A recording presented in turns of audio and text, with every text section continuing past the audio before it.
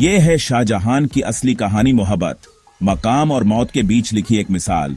कहानी शुरू होती है उस लम्हे से जब एक नए दौर का आगाज होने वाला था। ये कहानी है तकत, शान और एक ऐसे बादशाह की जिसने हिंदुस्तान को एक नई पहचान दी। जब शहजादा खुर्रम के सर पर हिंदुस्तान का ताज रखा गया, यह सिर्फ एक ताज नहीं था बल्कि एक जिम्मेदारी थी, एक अमानत थी जो उन्हें अपने लोगों के लिए निभानी थी। साल था 1628। हिंदुस्तान एक नए बादशाह का इंतजार कर रहा था। आगरा का किला रोशनी से जगमगा रहा था और हर तरफ जश्न का माहौल था, जैसे दिवाली और ईद एक साथ मनाए जा रहे हो। शहजादा खुर्रम अब शाहजहां बनने जा रहे थे, दुनिया के बादशाह। उनके दिल में उमंग थी और आंखों में एक बेचैनी थी अपने लोगों के लिए कुछ कर दिखाने की। उनकी आंखों में एक नया ख्वाब था, मुगल सल्तनत को बुलंदियों तक ले जाना। वो जानते थे कि उनके आबाद ने कितनी मेहनत से इस सल्तनत को बनाया है और वो उसे और भी आगे ले जाना चाहते थे। जब उनके कदम तख्त की तरफ बढ़े तो इतिहास उस पल का गवाह बन रहा था। हर कदम एक नई उम्मीद लेकर आ रहा था, एक नया वादा लेकर आ रहा था। यह सिर्फ एक बादशाह का रज तिलक नहीं, एक नए युग का आगाज था। एक ऐसा युग जिसमें कला, संस्कृति और शान का बोलबाला होने वाला था। हजारों अमीर, वजीर और सेना अध्यक्ष सिर झुके खड़े थे। उनकी आंखों में सम्मान था और दिल में अपने नए बादशाह के लिए विश्वास। शाहजहां तख्ते तौज पर विराजमान हुए, एक ऐसा सिंहासन जिसका मूल्य अनुमान से परे था। यह सिर्फ सोने और हीरों से नहीं बना था, बल्कि यह मुगल सल्तनत की शान और शौकत का प्रतीक था। लेकिन उस सिंहासन से भी ज्यादा कीमती थी वो जिम्मेदारी जो अब उनके कंधों पर थी। एक बादशाह की जिम्मेदारी, अपने लोगों की देखभाल करने की जिम्मेदारी। उन्हें अपने पिता जहांगीर और दादा अकबर की विरासत को आगे बढ़ाना था। उन्होंने जो मुगल सल्तनत बनाई थी उसे और भी मजबूत करना था।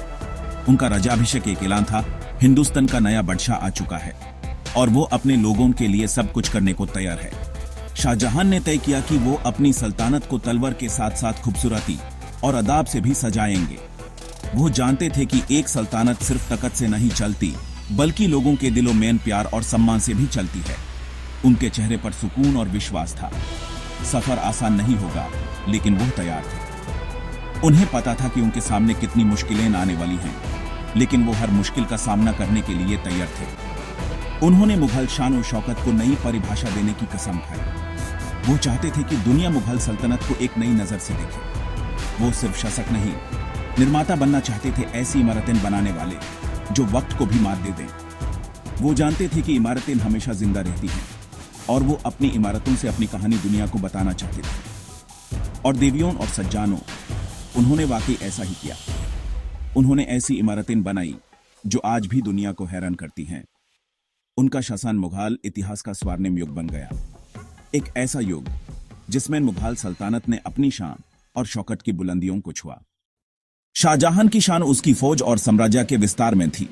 तख्त पर बैठते ही उन्होंने डेक्कन की रियासतों पर ध्यान दिया।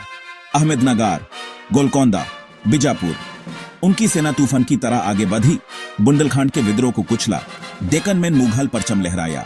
शाहजहां खुद भी कई बार सीमा पर मौजूद रहते थे। उनका सपना था एक अखंड हिंदुस्तान, मुगलों के अधीन।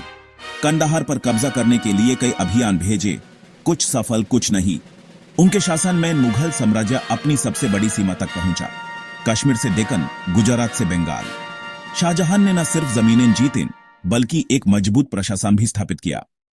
जब तलवारें शांत होतीं, शाहजहां का कलाकार जाग उठता था। उनका शासन हिंदुस्तान की वास्तुकला का स्वर्णिम युग बना।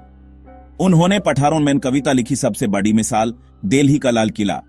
लाल किला सिर्फ एक किला नहीं, एक पूरा शहर था।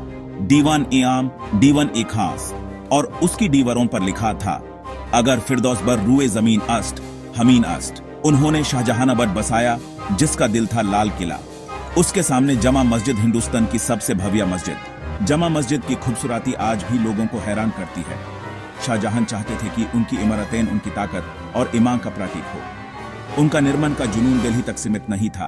आगरा की मोटी मस्जिद, लाहौर का शालीमार बाग और अनेक इमारतें उनके नाम से जुड़ी हैं। उन्होंने मुगल वास्तुकला को नई ऊंचाई दी। लाल पठार में संगमरमर की सफेदी जोड़ दी।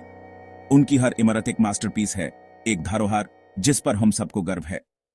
शाहजहां ने सपनों को संगमरमर में तराशा। शाहजहां के शासन में मुगल सल्तनत आर्थिक समृद्धि के शिखर पर थी। दुनिया भर के सौदागर हिंदुस्तान आते, यहाँ के मसाले, कपड़े और कला की मांग विश्व भर में थी। दरबार में शान शौकत, संगीत, नृत्य और कला का बोलबाला था। ताख्ते तौस यानी मयूर सिंहासन मुगल दौलत का प्रतीक था, कोहिनूर हीरे से सजा हुआ। यह सिंहासन मुगल शक्ति और दौलत का प्रदर्शन था, लेकिन इस चमक के पीछे कठोर अनुशासन भी था। दरबार के अपने नियम और मर्यादाएं थी। शाहजहां का दरबार उनकी शख्सियत का आईना था, भाविया, कलात्मक, अनुशासित। यहीं से हिंदुस्तान की किस्मत के फैसले होते थे। एक विशाल साम्राज्य को चलाना आसान नहीं था। इसके लिए न सिर्फ शक्ति की जरूरत होती है, बल्कि एक धुरंधर नेतृत्व और सही फैसले लेने की भी क्षमता होनी चाहिए। शाहजहां में लोहे का जिगरा और माम जैसा दिल दोनों थे।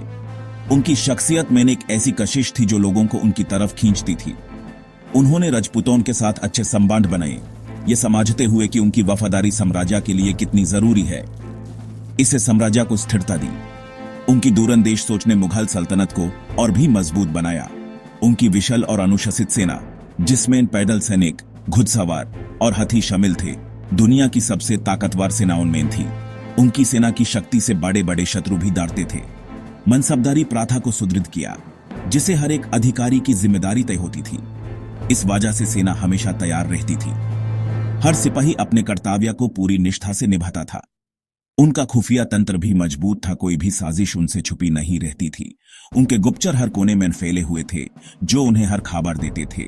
शाहजहां एक कुशल प्रशासक थे, जिन्होंने अपने साम्राज्य को बड़े ही बेहतरीन तरीके से चलाया।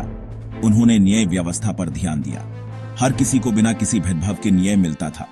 उनके राज में आम प्रजा खुश थी, क्योंकि उन्हें हर तरह की सुविधा मिल रही थी। किसानों पर बोझ कम किया, जिसे वो अपनी फसल अच्छे से उगा सकें। व्यापारियों को सुविधाएं दी, जिससे व्यापार बढ़ा और साम्राज्य समृद्ध हुआ।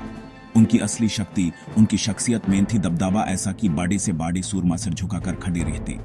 उनकी मौजूदगी में सभी सम्मान से झुक जाते थे। उनका हर लफ्ज कानून था। उनके आदेश का पालन करना सबका फर्ज था। मुगल बादशाह के पद की गरिमा को उन्होंने नई ऊंचाई दी। उनके शासन में मुगल सल्तनत का रुतबा और भी बढ़ गया। उनके शासन में मुगल साम्राज्य पूरी दुनिया में इज्जत और दार दोनों से देखा जाता था। मुगल शक्ति का प्रभाव हर तरफ था। वो सही मायनों में शाहजहां थे, दुनिया के बादशाह। उनका नाम ही उनकी शक्ति का प्रतीक था। उनका साम्राज्य एक महाशक्ति बन चुका था। मुगल सल्तनत का कोई भी मुकाबला नहीं कर सकता था। उनकी विरासत आज भी जिंदा है। उनकी बनवाई हुई इमारतें उनकी शान की गवाही देती हैं। वक्त बदलता है, वक्त कभी किसी का सगा नहीं होता। पल भर में राजा को रंग और रंग को राजा बना देता है। शाहजहां के जीवन में भी शाम के साये छाने लगे। उनकी जिंदगी में भी दुख और परेशानियों का अंधेरा बंधने लगा था। 1657 में बादशाह गंभीर रूप से बीमार पड़ गए।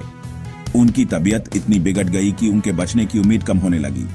इस खबर के साथ ही शुरू हुआ मुगल इतिहास का सबसे खूनी तख्त का संघर्ष। मुगल सल्तनत का भविष्य दांव पर लग गया था। चारों बेतौंदारा शिको, शाह शुजा, जो अलग अलग सूबों के गवर्नर थे, औरंगजेब, मुराद बख्श ने दावे पेश किए। हर एक शहजादा दिल्ली के तख्त का हकदार बना चाहता था। शाहजहां अपने सबसे बड़े बेटे दारा को उत्तराधिकारी बनाना चाहते थे। दारा अपने पिता के सबसे करीबी और लाडले थे, लेकिन औरंगजेब ने अपने भाइयों को रास्ते से हटा दिया। उसने तख्त के लिए अपने भाइयों के साथ जंग का ऐलान कर दिया। समूगार की लड़ाई में दारा की हार के बाद, जो मुगल सल्तनत के लिए एक बड़ा धक्का था, औरंगजेब की जीत तय हो गई। अब दिल्ली का तख्त औरंगजेब का हो चुका था। औरंगजेब ने अपने पिता शाहजहां को आगरा के किले में नजरबंद कर दिया। एक बेटे ने अपने ही पिता को कैद कर लिया था। जो कल तक पूरी दुनिया का बादशाह था, आज अपने ही महल में कैदी बन गया। उसकी सारी शक्ति और सम्मान छिन चुका था। उसकी ताकत, शान, हुकूमत, सब कुछ उसके अपने ही बेटे ने छीन लिया। शाहजहां अब सिर्फ एक नाम बनकर रह गया था। शाहजहां ने अपने बेटे को समझाने की कोशिश की, लेकिन तख्त का जुनून भरी पड़ा। औरंगजेब तख्त के आगे किसी की भी सुनने को तैयार नहीं था। इतिहास का पहिया घूम चुका था। मुगल सल्तनत में एक नया दौर शुरू हो गया था। उरूज का सूरज डूब चुका था और जवाल की अंधेरी रात शुरू हो गई। मुगल सल्तनत का गोल्डन एज अब खत्म हो चुका था। शाहजहां की कहानी अब एक नई कसक के साथ आगे बढ़ी। उनकी जिंदगी में अब सिर्फ दुख और पछतावा ही रह गया था। तख्त की लड़ाई ने एक पिता को उसकी ही सल्तनत से अलग कर दिया और एक बेटे को अपने पिता का कत्ल बना दिया। शाहजहां की जिंदगी के आखिरी 8 साल आगरा के किले में कैद होकर गुजरे। उनका कमरा था मुसम्मन बुर्ज, जहां से सिर्फ ताजमहल दिखाई देता था, उनकी मोहब्बत की निशानी। उनकी पूरी दुनिया अब उस एक झारोखे में सिमट गई थी। उनकी देखभाल के लिए उनकी बेटी जहानारा बेगम थी, लेकिन एक बादशाह के लिए यह कैद मौत से भी बदतर थी। वो घंटों तक ताजमहल को देखते रहते, शायद अपनी मुमताज से बातें करते। उन्होंने औरंगजेब को कई खत लिखे, लेकिन उनकी सुनवाई नहीं हुई। वक्त का खेल था। जो बादशाह कभी दुनिया पर राज करता था, आज खुद फरियादी बन गया था। जनवरी 1666 शाहजहां ने आखिरी सांस ली। उनकी अंतिम इच्छा थी उन्हें मुमताज के बगल में दफनाया जाए। औरंगजेब ने यह इच्छा पूरी की। शाहजहां की कहानी खत्म हुई, लेकिन उनकी इमारतें और दस्तान आज भी अमर है।